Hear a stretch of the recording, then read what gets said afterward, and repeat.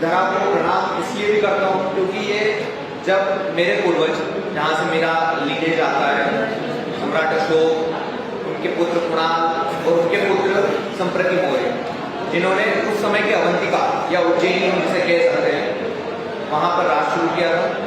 और उसके बाद में उनके ही वंशज चित्रांगद मौर्य, जिन्होंने चित्तौड़ की स्थापना की, मेरा लीनेज वहाँ से आता है। और मैं ये समझता हूँ कि ये सब बातें करना इसलिए आवश्यक है कि क्षत्रिय और यहाँ का मूल निवासी, क्षत्रिय मूल निवासी ही रहा है यहाँ का, और इन दोनों ने एक दूसरे से कंधे मिलाकर हमेशा काम किया है। मैं आज से नहीं, 2500 वर्ष पीछे भी चले जाऊँ, अगर मैं बात करूँ गौतम बुद्ध की, जब एक सामान्य यहाँ के मूल निवासी के साथ में उसका शोषण हो रहा था, तो उसके अगेंस्ट में कौन आया? एक क्षत्रिय आया, क्योंकि क्षत्रिय का गुण ही रहा है बागी बनना। क्षत्रिय जब हमेशा गलत चीजों के लिए बागी रहा है। हम जय छात्र धर्म क्यों कहते हैं? क्योंकि हम एक तरह से छत्रप का कार्य करते थे समाज के उस वर्ग के लिए जो चीजों से या किसी ऐसे व्यक्ति के द्वारा जो उनसे ताकतवर है या ज्यादा ज्ञान रखता है, उनका सताया हुआ था। हमारे गौतम बुद्ध से लेकर महावीर स्वामी से लेकर ऐसे जितने भी महापुरुष हुए, और उसके बाद में सम्राट अशोक, जिन्होंने उस हर वर्ग के लिए काम किया जो सताया हुआ, डराया हुआ या पिछड़ा था, जिसे पिछड़ा किया गया था, ना कि वो था। अब यहाँ पर जो एक मैसेज लिखा हुआ है, शिक्षित करो, ये पॉइंट सबसे पहले हमें शायद अमल में लाना होगा। व्यावसायिक शिक्षा से मेरा मतलब नहीं है, मेरा मतलब है रियल में शिक्षित होना। और वो शिक्षित कैसे होंगे? जब हम हमारी जड़ों को जानेंगे। हमारी जड़ें कहाँ से जुड़ी हुई है? आज से नहीं, 2500-3000 साल पुरानी, और हम तब भी थे और आज भी है, और इसी तरीके से आगे भी बने रहें। बस समझने की बात यह है कि हमें अपने लोगों को पहचानना होगा। हम लोगों के द्वारा सेट किए गए नैरेटिव से इतने प्रभावित हो गए कि हम आपस में एक दूसरे से ऐसी भावना रखने लगे कि वो अलग है, हम बाहर से हैं।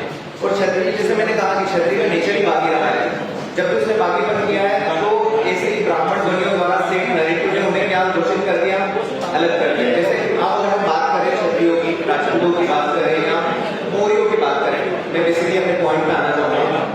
हम लोगों को विदेशी बोल दिया गया, हम लोगों को अलग बोल दिया गया। क्यों? क्योंकि हमने इनके खिलाफ हमेशा विद्रोह रखा।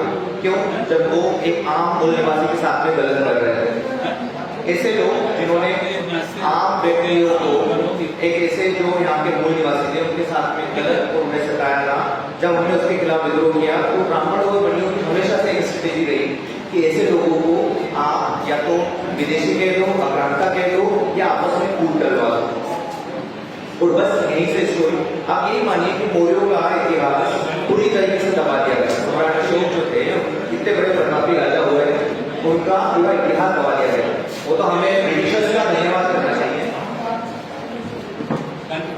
ब्रिटिशर्स का धन्यवाद करना चाहिए जो आए और जिन्होंने ऐसा बताया कि जो इनके लिखित इतिहास जो थे, जितने भी ब्राह्मी लिपि में लिखे हुए, ब्राह्मी लिपि का किसने किया? सम्राट अशोक ने किया, जिनने इस देश को भाषा दी, क्योंकि उससे पहले तो किसी को अलाउड ही नहीं था। ब्राह्मणों ने भी कभी भी पुस्तकों और कागजों पर लिखने में बिलीव नहीं किया, क्योंकि उन्हें पता था कि हमारा एकाधिकार रहेगा, तो व्यक्ति पढ़ जाएगा तो समझदार हो जाएगा, आगे निकल जाएगा। तो उन्होंने उसका हमेशा विरोध किया। इस देश को लिपि दी, इस देश को प्रॉपर ये संदेश दिया कि कौन कैसा था। हम चंद्रगुप्त मौर्य से लेकर सम्राट अशोक तक की लीनेज को अगर देखेंगे तो यही समझ पाएंगे कि उन्होंने इंसान तो इंसान, मानवता का सबसे बड़ा सिद्धांत देने वाले लोग सम्राट अशोक। उन्होंने पशुओं तक के लिए पानी की व्यवस्था और अस्पतालों की व्यवस्था की। तो हम सभी एक उसी ही लीनेज से आते हैं, हम सभी लोग उसी एक वर्ग विशेष से आते हैं जो यहाँ से 3000-4000 साल पुराने इतिहास को रखता है। और ये लिखित इतिहास, इससे पुराना कितना है?